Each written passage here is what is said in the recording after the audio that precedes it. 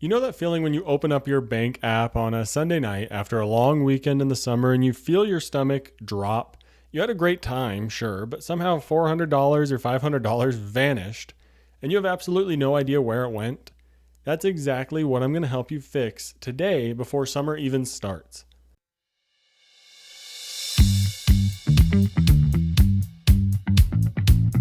Welcome, new and returning Money Buddies. I'm your host, Skylar Fleming, and right here before we get into the real heat of summer, I want to help you figure out how to keep your financial plan intact, because it can be scary to get to September or a couple months down the road and you realize that you deviated severely from your financial plan that you were already trying to work so hard on. And then it's Christmas time and everything just seems to keep building up, but we'll talk about Christmas in a couple months. I want to help you focus on keeping your financial plan intact through the summer. Because yes, it's an exciting time. It's fun.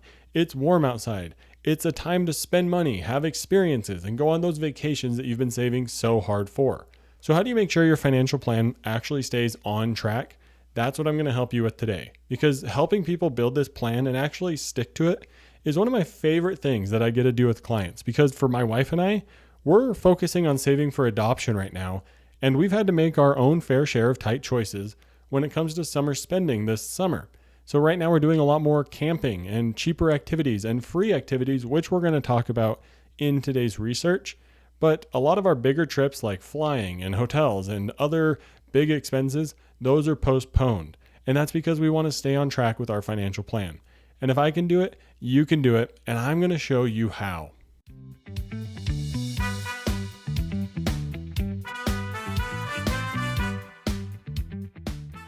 So I want to start out here at the beginning with some data that's a bit concerning for our generation. This first article says, quote, "Despite the spending concerns from consumers at large, younger crowds appear to be less fazed by rising prices. Nearly 58% of millennials and 48% of Gen Z plan to prioritize experiences over saving money this summer, pointing to travel and vacations and dining out as expenses they plan to spend more on this year than in previous summers." And, quote, "Roughly half, 49% of Gen Z respondents claim that planning for the future feels pointless, so they'd rather spend money freely this summer." Please take caution to this data. This is scary stuff. Most of this data seems to point to our generation being willing to blow the budget and spend all of our money because we don't think there's a point to save for retirement, because we're all down in the dumps about our money. Everything's more expensive. We don't think we're ever going to actually be able to save for the long-term things like retirement or buying a house. But please remember, you have a long time to save for it, and that is your superpower. That's what's going to make it so easy for you listening, is that you have time to save money and put it away for retirement.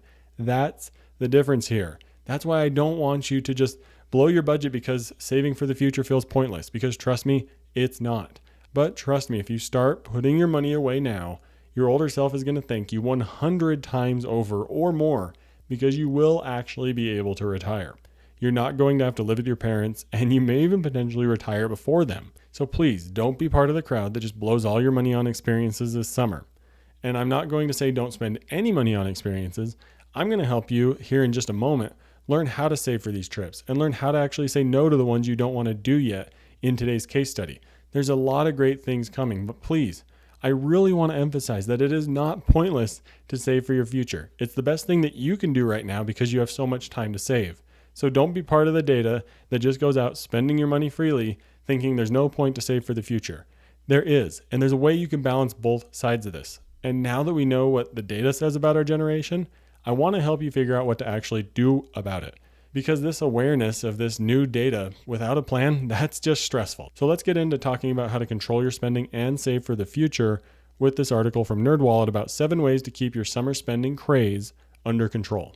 I got 7 items here for you from the article. 1 is to decide where you want your money to go. 2, map out big expenses. 3, build a cushion. 4, learn to say no. 5, move on quickly from mistakes. 6, avoid spending triggers. And 7, seek out free fun. And we're going to talk about mapping out big expenses in just a second with the next article, but I want to focus here on learning to say no. You need to practice saying no to some small things so that you can be more confident to say no to those bigger invites that you know are going to come that are just going to bust your budget. And I also want to highlight here to be aware of your spending triggers and avoid them. Don't go out to eat at a place where you know you're just going to want to spend a ton of money, buy dessert for the table, all the extra appetizers, whatever it might be. Or if you know you tend to grab a bunch of extra snacks at the grocery store if you go while you're hungry, well, eat food before you go. Consider going to the grocery store after dinner or right after lunch, and avoid your spending triggers. That can be a super helpful way to keep your summer spending plan on track. And then the last one I would love to talk about here, because my wife is so impressive with this one, and that's seeking out free fun. There's likely a lot of free events on Facebook or some sort of community calendar that can be a great resource that publishes free events or even extremely cheap events that you can go to and have fun during the summer. Our town does a community band every Thursday night at the big city park, and that's always something fun that we can go to that doesn't require us to spend any money whenever we want to on a Thursday night. We ride our e-bikes over there, listen to some fun music, have fun at the park, and then we head home. And we don't have to spend a single dollar on some of these free activities, but we're able to still have a fun evening out. So make sure, I want to emphasize here, find free fun in the summer, because that's going to be your best way to keep your summer spending craze under control. And now I mentioned we were going to talk about mapping out your expenses next, because saying no can get a whole lot easier when you know exactly what you're going to be saying yes to instead. And that's where mapping out your expenses with a sinking fund changes everything. So this next article is also from NerdWallet, and it says, quote, because the actual purchase may be many months away or years away, it's easy for these expenses to sneak up on you. But taking advantage of the time you have to save for them is crucial, as these things tend to be costly. I think it's a great idea to use sinking funds. This next quote says, instead of thinking of these expenses as large one-time purchases, translate them and do some math to turn them into monthly expenses. And now I find this so helpful, because if we can begin to think about our expenses and monthly payments to our savings before we make the purchase, it's going to help us avoid things like credit card debt, buyer's remorse, or monthly payments that we have to make to someone else. And all sorts of bad feelings around debt you can avoid by saving up front with a sinking fund. So make monthly payments to your own savings account. That way you can have the money ready when you need it, instead of having to pay the money back on the back end and feeling like you owe someone something, because I think we've all struggled with the feelings that debt brings about in our lives. It can make it tricky to enjoy a purchase or to feel like you're not just slave to some sort of lender, right? That's why it's so important to use a sinking fund, so that you can avoid the feelings of having debt. And now, honestly, the math is the easy part once you have the right tool. But a lot of people get stuck before they even get started because they feel like they're already too far behind. Well, here's something I want to recommend. And this next article says, quote, give yourself a fresh start for your savings. I love this idea. Give yourself a fresh start instead of feeling like you're behind. So start today with your money and move forward from this point, instead of feeling like you should have been saving hundreds of dollars a month, or that you should already be close to having $100,000 in savings. Whatever that stressor might be for you, forget about it. Start today and move forward. You're going to feel so much better in a couple months or in a year when you started today, instead of always feeling like you're behind and never actually getting started. The saying goes that the best time to plant a tree was yesterday, and the second best time was today. The same goes with our money. Just get started today and don't look backwards anymore. And now that you've stopped looking backwards and feeling that stress that comes with feeling like you're behind, and now that you're in a better mindset, the next step is making sure that you don't have to rely on pure willpower to follow through on your financial goals. And that's what automation is for. This next article is 5 good financial habits to make automatic. And they go, quote, 1, save little by little. 2, auto-fund your retirement. 3, track expenses. 4, pay bills automatically. And 5, check in on your finances regularly. These are 5 fantastic habits that you need to understand and regularly do. Saving little by little is totally possible through your workplace payroll. Open up a separate savings account that your money can go into so it's separate and kind of hidden. And automatic, of course. And then auto-funding your retirement, that's how we all do it. It's easy through your workplace retirement plan, or set up some sort of automatic contribution through your payroll, through your direct deposit, to go into an IRA account. And then number 3 of tracking your expenses. Everyone who knows me or has listened to this podcast for any amount of time knows that this is a hill that I will die on. I'm not going to go into too much detail right here, but I know I've talked about it in other episodes, but if you're not tracking your expenses, that's where you need to start with all this. That's how you need to actually get a grasp on what is realistic when it comes to creating a budget and building a financial plan. And then, of course, paying your bills automatically allows you to not have to worry about forgetting them. And then checking in on your finances regularly is going to help you feel confident that the money's there, because you're going to check in regularly, make sure there's enough money in your checking account to pay your bills. they're going to automatically happen, and you're not going to have to stress every single day or couple weeks when a bill is due having to go in and pay it on your own. And check in on your finances automatically about once a month so that you know there's enough money in there and you can live comfortably and not have to stress so much about all these little bills that we have to pay. And now I've been painting this great system that you are hoping to implement, and it can be great, but there are habits that can be helpful to build. And there's some mindset around your habits that you need to understand because I think they're a lot simpler than most people make them out to be. And this next article is talking about cracking the code and understanding your money habits. It says, quote, impulse buys are often responses to stress, loneliness, anxiety, or even joy and excitement. You might shop to lift up your mood after a rough day, or because you're excited because you got a big win at work. Spotting these emotional patterns makes it easier to interrupt them and choose a healthier response. And this is where I think a money journal can be extremely helpful to spot these patterns and notice when you're having trouble saving money because you're emotionally spending money. Once you begin to notice these things, it is so much easier to interrupt them and to build a better response around using your money when you're feeling emotional. This next quote from the article says that visual tools make future balances and upcoming bills easier to see so that you can plan instead of guessing. And this is a great plug for all the sorts of different financial apps out there. Visualizing your money can be such a great way to understand what's actually going on instead of just guessing what's going on with your money. Actually seeing a dollar amount assigned to a goal in a pocket or a vault or whatever sort of app you use to visualize your savings can be a great way to make you feel like you're actually making progress towards something real. It'll make you feel excited towards the money that's in that account instead of just spending your money willy-nilly because you don't actually remember what it's going towards. And this next quote says, habits form through a cue, routine, and reward. Apply a loop by creating a trigger such as payday, automate the routine such as a transfer to savings, and use a small reward such as a visual milestone or maybe even a small treat. Over time, these automatic transfers become part of your financial rhythm and your savings will begin to grow without constant and continual effort. I think this is such a fantastic idea to create a trigger. A great one is your payday, of course, or the first of the month, or the last Sunday of the month. Whatever it might be, build your automatic routine of getting money going into your IRA every single payday or checking in on your finances every single last Sunday of the month. Give yourself a small reward, such as an ice cream cone because you checked your budget and you're doing well, or get a candy bar at your next trip to the gas station. Whatever it might be, I think it's okay to reward yourself, knowing that you're building habits, you're making your routines automatic, and that you're feeling like you're making progress towards your money goals. And you don't have to feel guilty about spending some money because you know you're doing the right thing because you're checking in on your finances regularly. So use a cue, a routine, and a reward to make these habits stick as you begin to automate everything we talked about today. And that's how you can keep your financial plan on track this summer. I gave you a lot of great tips there, and I hope they stuck with you. Let me know down in the comments on Spotify or YouTube what you took away from today's research and all these tips about keeping your financial plan on track this summer.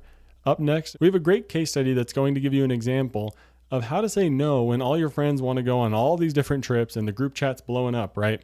So make sure you stay tuned for today's case study coming up next.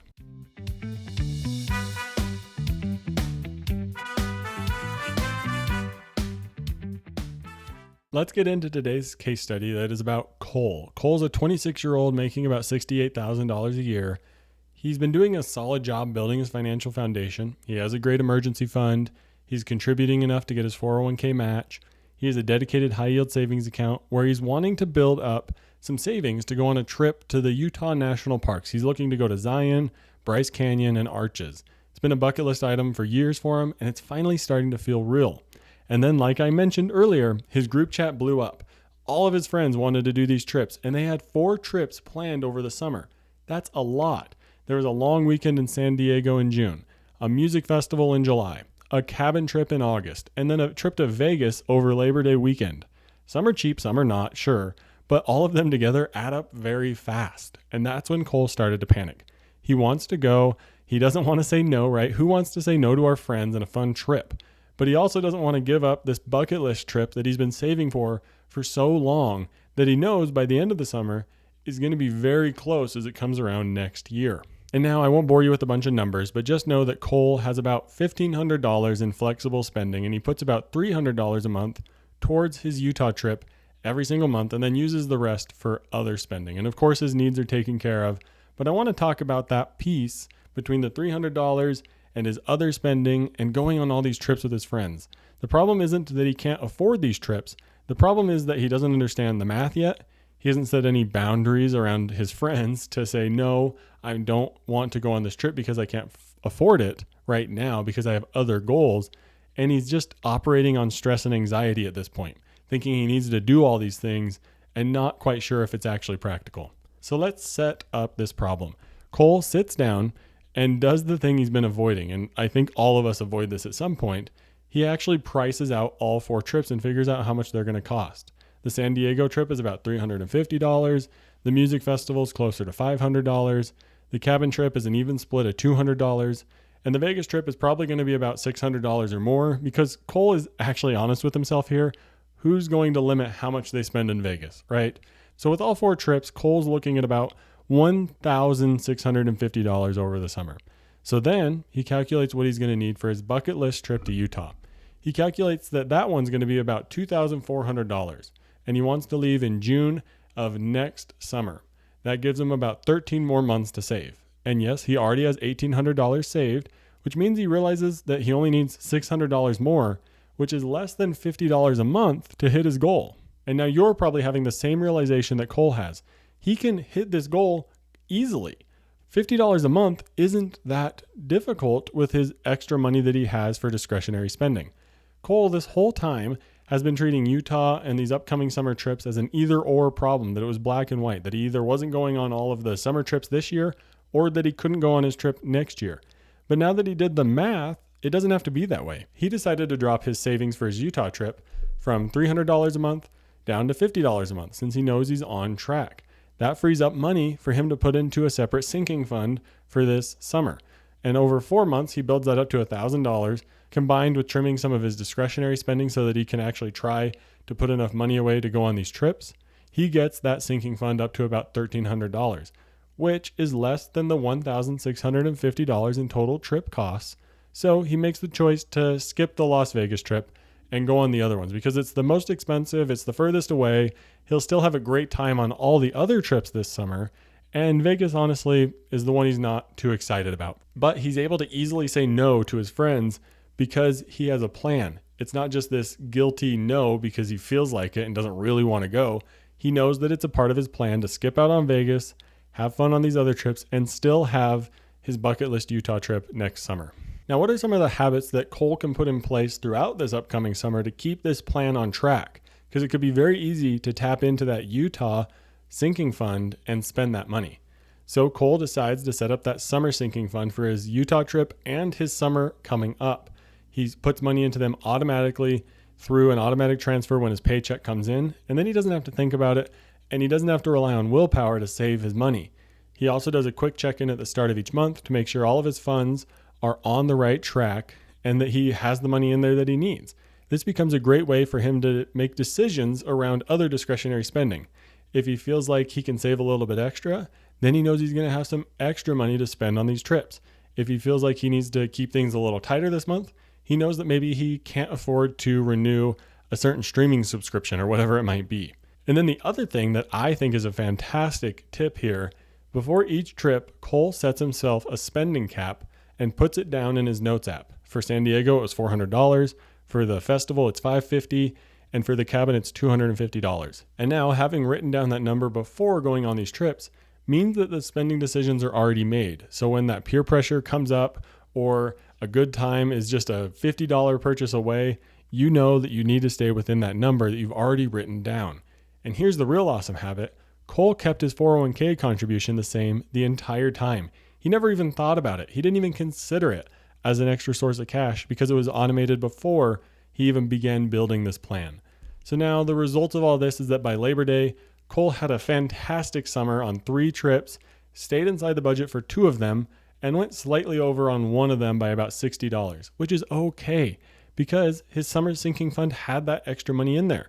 And it's almost at zero, which is fantastic. That's exactly what it was designed for. He had a fun summer, spent money, and is still able to stay on track for his next vacation next summer that's going to be even bigger and more awesome. And his Utah fund is still on track. He has a few more months of $50 contributions, and he could even consider increasing that over the winter months when he's not spending so much on other experiences, and his retirement savings never skipped a beat. He was able to stay on track, and saving for the future was totally possible while doing all these other things. Now, the awesome part is that Cole didn't have to earn more money. He didn't have to give up on having fun for an entire summer. He ran the math, made a plan, and that plan painted a picture that he could do almost everything he wanted to do. And that's the whole point. We're not that far from being able to do what we want. We just need to sit down, look at the numbers, make a decision, build a plan, and then you can stick with it. There's a whole lot less anxiety and overwhelm when it comes to our money when we can build a plan, and it's so much easier to stick to. So I want each of you to take away this quick win, and that's the power of a sinking fund.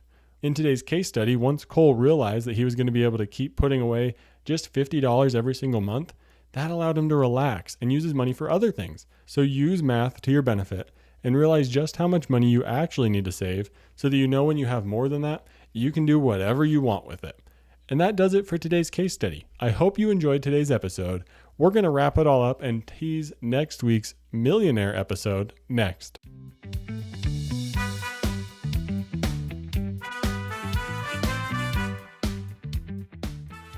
The one action item for each and every one of you today is to run some math and build a budget around your entertainment, travel, and experience spending for this summer so that you can figure out a plan and actually stick to it. And I'm sure you're thinking about that one friend or family member who's going to text you about a trip this summer, the one where once you start thinking about the price, turns your stomach in knots. Well, send this episode to them right now.